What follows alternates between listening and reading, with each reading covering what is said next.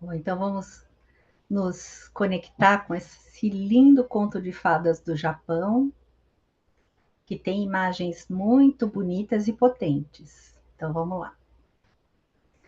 Era uma vez uma senhora idosa, que morava numa aldeia.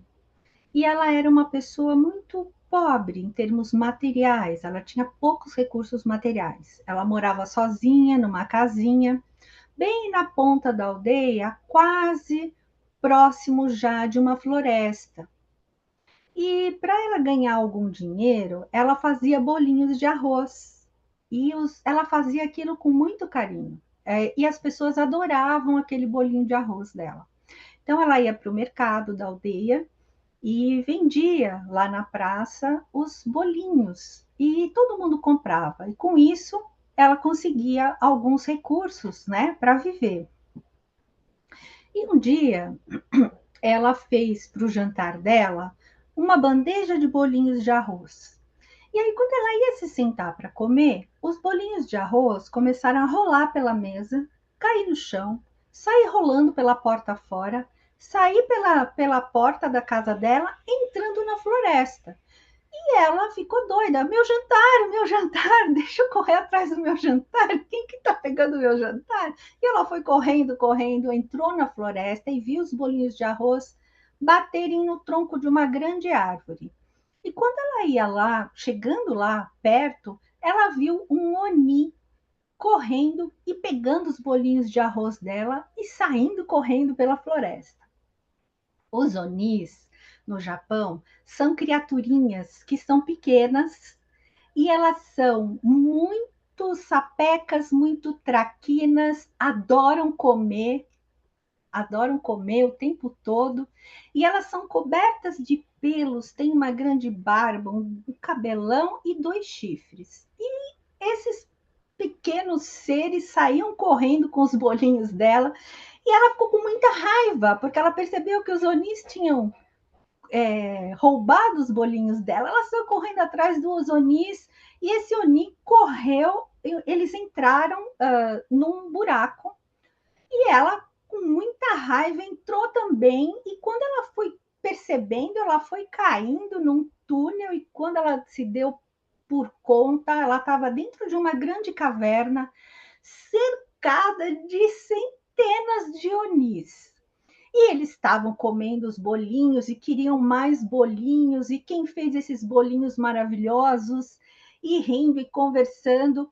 E aí eles viram a mulher lá, de pé, e eles falaram, ela ficou assim, envaidecida, porque eles estavam elogiando muito os bolinhos dela. E ela falou assim: fui eu que fiz esses bolinhos.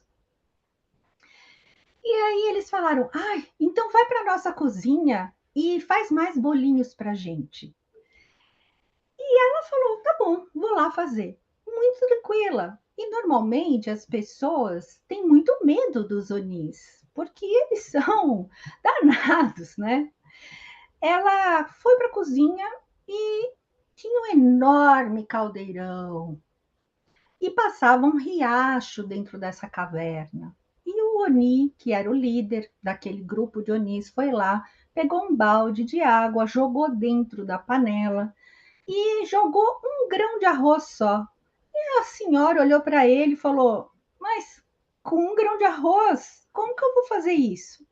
Aí o Oni deu para ela uma colher enorme, vermelha, e o cabo tinha esculpido um dragão.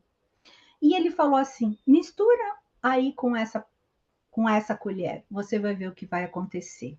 E aí ela misturou e viraram 2 grãos, misturou mais uma vez 4, e os grãos foram se multiplicando à medida que ela ia misturando, e de repente a panela estava repleta de arroz.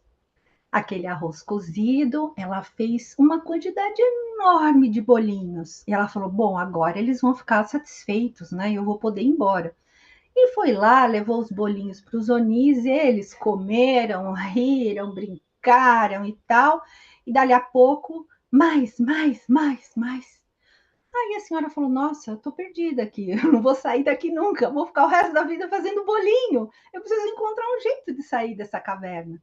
E aí os Onis falaram assim: não, você vai ficar aqui, vai ser nossa cozinheira e tal. Ela falou, ela pensou: não, eu tenho que encontrar um jeito. Aí ela foi lá, jogou o grão de arroz de novo e foi misturando, misturando, fez de novo aquele monte de bolinhos. E de novo eles comeram, comeram, comeram e mais, mais, mais. As bochechas deles tinham uma capacidade de se esticar infinitamente. Eles iam colocando comida, comida, e elas iam. Parecia que um balão, mas aquilo não estourava nunca, né? Era uma capacidade incrível de pôr comida na boca e ir comendo, e ela não ia dar conta.